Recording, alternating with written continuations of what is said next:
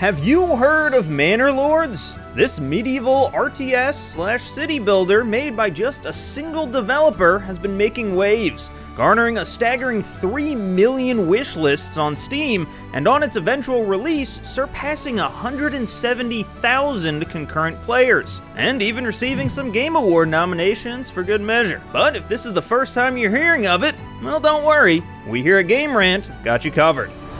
Manor Lords launched into early access back in April of 2024, with lone developer Greg Stitchen promising to put players in the shoes of a medieval lord building and protecting their empire. Genre-wise, Manor Lords is firmly planted in the strategy games category, but with a nice mixture of city building and simulation thrown in. As you build up your village, seasons change, years pass, and the world around you will grow, collapse, and evolve, all of which your manor will have to react to. You start from square one and slowly build your camp into a settlement, into a village, into an empire. And it's this early part of each run where the city building mechanics are really the main course. Build farmland, hunting lodges, markets, wells, windmills, churches, and just about anything that you'd expect to find in medieval times.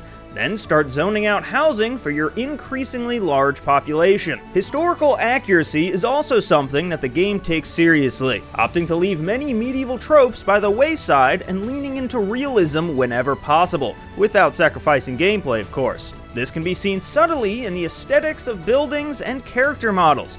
And gameplay-wise, you'll be tasked with managing your settler and soldiers' hunger, fatigue, and illness. And building-wise, they lean into the simplicity of the time period, with very few customization options beyond upgrades to each component. And the building system itself is all gridless, making it feel more organic and connected to the world. And as your rating and influence grow, more and more settlers will move in and increase your workforce. But the catch, of course, is that that's just more mouths to feed, so you have to stay on top of things to make sure it all scales well. It's the kind of game for people like me who like managing a bunch of different numbers and icons, and it's surprisingly deep for what on the surface appears like a pretty simple builder. But that's all just one half of what Manor Lords offers, because while you're building up your own territory, there's neighboring regions doing the same thing. And when your region's wants and needs conflict with the needs and wants of another, naturally, you go to war. And as the ruler of your newly grown faction, you're tasked with recruiting, training, and commanding its army, where the game shifts into more of a real-time strategy game, but one where you can feel the weight behind each move that you make. Because that soldier down there isn't just some faceless peasant, he's one of your settlers, who's fighting for the land that you've both been building together. But in addition, there's also a decently solid diplomacy system, which lets you communicate with other regions' lords to try influencing them or negotiating a peaceful resolution. That way, hopefully, not as many lives are lost.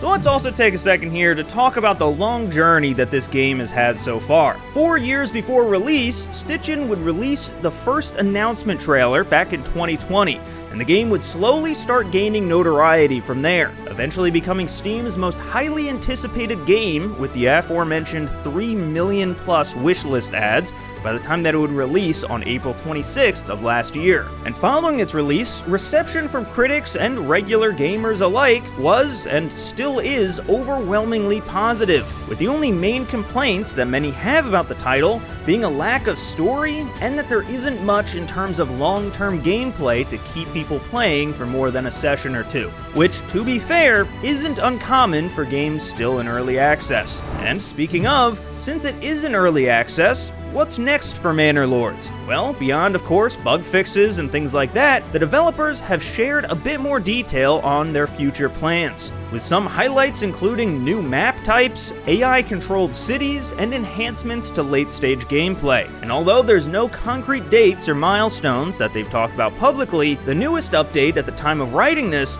was just a few weeks ago, adding new maps and reworks to marketplaces and water distribution. So these things are actively being worked on as we speak, and shouldn't be very long before we see even more improvements. Oh, and the best part about all of this? It's on Game Pass for PC. So if you like what you're hearing and want to give it a shot, it's never been easier to jump into Manor Lords today. And that'll about do it for me. Thank you so much for watching, and for more like this, check out GameRant.com.